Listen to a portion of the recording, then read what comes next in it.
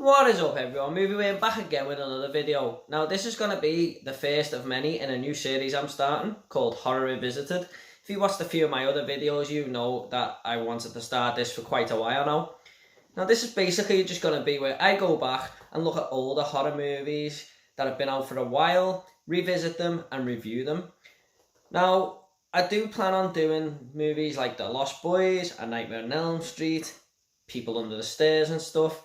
But I just wanted to start with this one, which is called Hell House LLC. It's not a very well-known movie. And I just wanted to start with this one because, not really a tester, just to see how the video goes. And the other reason is I watched it last week and I haven't been able to get it out of my head. So as you can guess, I did enjoy the movie. And I'll go into it a bit more in a minute. Now, basically on these videos I will be talking lots of spoilers for the well-known movies like the ones I just mentioned, but on this one I will not go into any spoilers or what I consider spoilers because I know a lot of people haven't seen this movie. I put a post up on the Facebook horror community page, which is basically a page of horror fans, hardcore horror fans, and they always post movies that I've never heard of or I haven't seen, and quite a few of them hadn't seen this, and a lot of them who did enjoyed it. So I won't go into any spoilers. This is definitely a movie you are best going into blind or knowing as little as possible. So maybe it might even be better if you come back to this review after watching it, but you can still watch this review and then go to the movie. Maybe I'll get you more interested in the film with these talking points I've got about it. So, one thing that was putting me off about this movie was the actual title, which was Hell House LLC. Now, my cousin Michael has been telling me to watch this movie for about a year now, and the title was really off-putting for me. I don't know why. It's just the LLC. It's a bit of a dumb name. And after watching the movie, I still didn't know what it meant. So I did look it up. And basically it means the equivalent to a limited company, but in America. Or something along them lines. It's like a business sort of thing that someone owns. Like a business someone owns, and it's got LLC in the title. Now, you will understand what that means if you watch the movie. It won't make any sense whatsoever now. Of course, it didn't make sense to me until I looked it up, but now I've told you, you will know what it means when you watch the movie or when I explain the plot in just a second.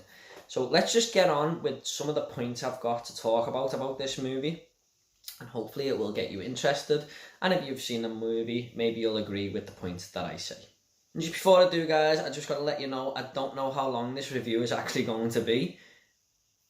I do want to take my time with this series and really delve deep into the movies.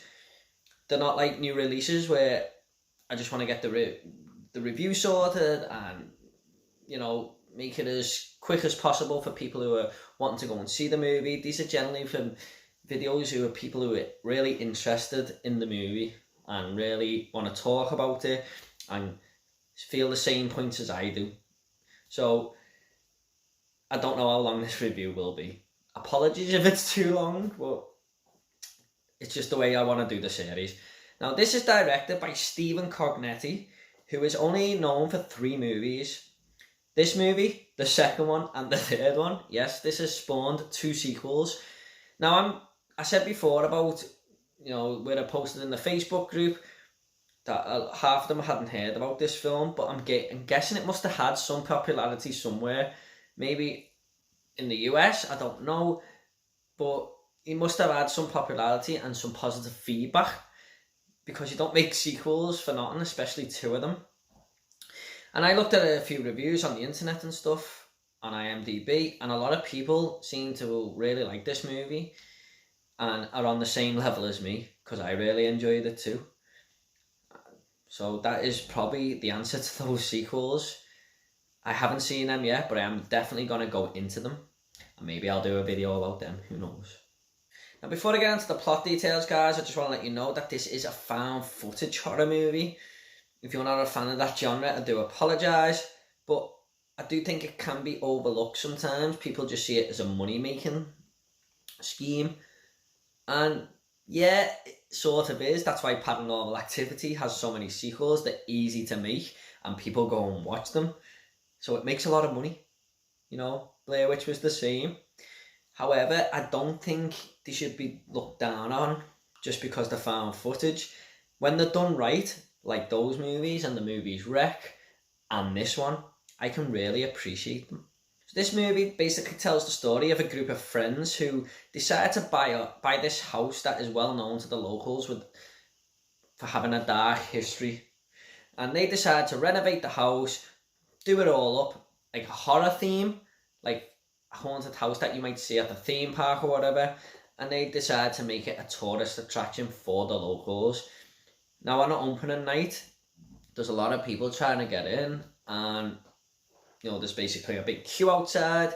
And on opening night, there is a massive tragedy in the basement of this house, and 15 people are killed. And to the day of filming this movie, no one can quite put their finger on what happened. So that is basically the plot of the movie. We then see interview tapes of people who can't really understand what happened that night. You know, people who've investigated it and still don't know the full story. We see, you know, the movie opens up with someone who filmed it and put it on YouTube. One of the tourist goers who were in the queue, and basically they filmed what happened that night and captured glimpses of what happened in the basement and stuff. It doesn't quite tell the full story, but it's still a freaky video. And we also see the tapes of this group of friends who bought the house. They filmed everything that happened beforehand, and that is the biggest chunk of the movie, is basically them renovating this house. And some of the stuff you see is absolutely freaky. It's just some of the goings on, what happens when these group of friends are doing this house up, is just really, really it sticks with you. You know, some of the stuff we see here is really creepy. Now, I don't want to go too further with that, guys, in terms of plot, but this is a really, really well done found footage film, like I said. And some of them can go a bit far. If you look at the likes of Cloverfield and stuff, they're good movies, but at times I was just thinking, why are you still holding the camera? Why are you filming this? But in this movie, you can understand why they are filming some of the stuff they're filming. It seems very real to me. Like, you can understand why this guy's still got a camera and why he's captured that footage. It's very grounded, and honestly, it's just a very realistic found footage film. Now, I know they are meant to be like that, but like I said, some of them just go a little bit over the top. But this one finds its middle ground and stays there. And honestly, it was so realistic, and that just added to the creepy vibe that this movie carried all the way through. Now, if you want to talk about the scare factor, guys, like I just said, it is a creepy movie, but this doesn't exactly go for jump scares. There are some jump scares in the movie, and they're very well done, but these are more like moments where you would see something and go, what the fuck has just happened there? I was on the edge of my seat all the time with these creepy moments. I was just like, whoa. And honestly, my fiance turned to me on one of these bigger moments and showed me her Fitbit, and her heart rate had risen to over 100. So that just shows you how spine-tingling this movie is. It's not terrifying, it's just really, really creepy. It gets inside your head, it really does. If you want something to be really on edge with and sometimes feel stressful, because I like to feel like that with horror movies, this movie does that for you. Also, a massive bonus for this movie was the characters. Sometimes in these found footage movies, the characters are just there or used as filler. They don't really have personality, but in this movie they do. You know, I was actually invested in these characters. I liked them. And when they were scared, you were scared for them. You know, you were really invested in these characters. You wanted them to get through what they were trying to get through. You know, at times I was just saying, please just get out the house. Please leave. You're putting yourself in danger. You know, sometimes I just... horror movies are there just to kill people, and you know, we like to see it, but in this, I really did not want anything bad to happen to them. They felt, like I said, the realism in this film, the characters actually helped along with that.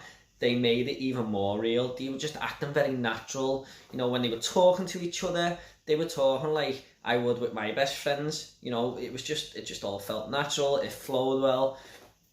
And when they were scared, they were scared. It honestly, it was like they were put into this situation and they knew nothing about what they were filming. That's what it felt like. And, you know, that was a massive bonus for this movie. The characters were great.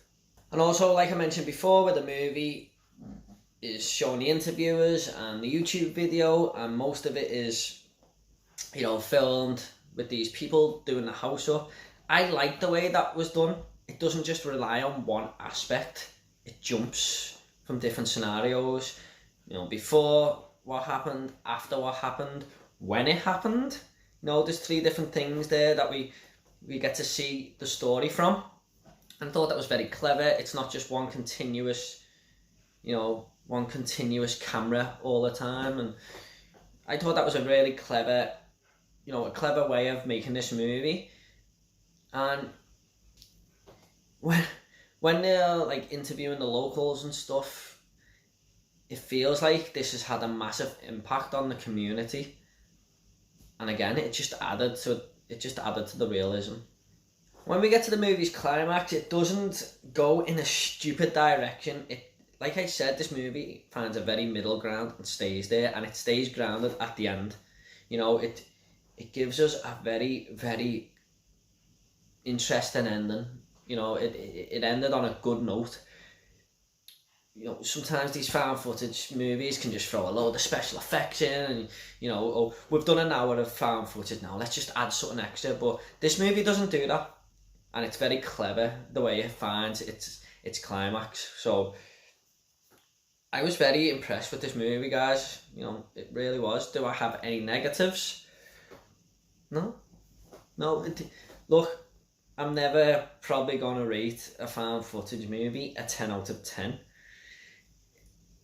It's just the way it is. It's the genre. It doesn't help it. Even though I like the genre, I can't really give a found footage movie a 10 out of 10 when there's movies like, you know, fucking Godfather out there and Pulp Fiction and stuff. They're 10 out of 10 movies, but probably the best found footage movie ever made is The Blair Witch, in my opinion. And still, that's probably going to get a 9 at highest. So, that is the only negative, really. It's just the genre doesn't really make it an elite movie, but I would give this a solid 8 out of 10. I'm still thinking about it a week on. I kept saying to my girlfriend after it finished, remember that movie we watched the other night or last week? And she was like, oh yeah, we'd talk about the points about it, what we liked and stuff, and I'm definitely down for watching the sequel. So I usually end on a fun fact with these movies, guys, but on these horror revisited movies, I'm going to try and throw a lot of facts in there anyway and look up the history of the movie. You know, on this one I didn't, because I'm not too familiar with the film, but when I do future ones, like the popular movies like A Nightmare on Elm Street, I will throw a load of facts in there along the way.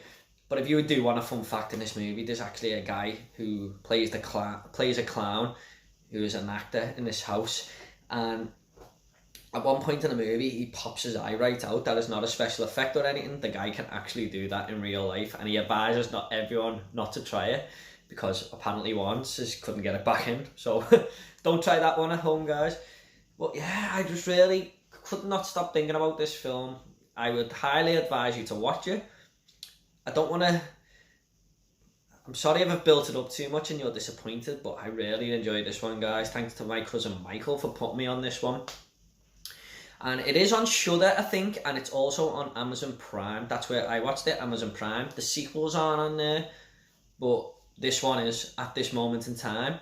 And it's been on there for about a year now, so hopefully it won't go off that anytime soon. And that is the UK Amazon Prime. I don't know if the US one is the same.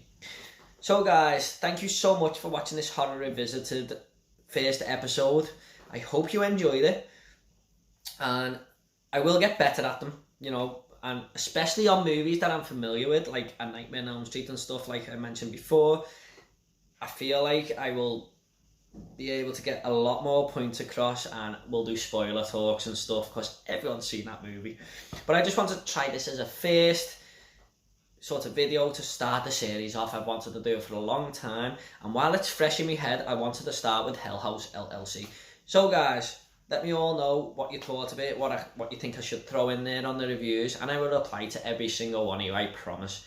Thank you so much for watching, guys. Take it all easy, and I'll see you all in the next video. Take it easy, guys. See you later.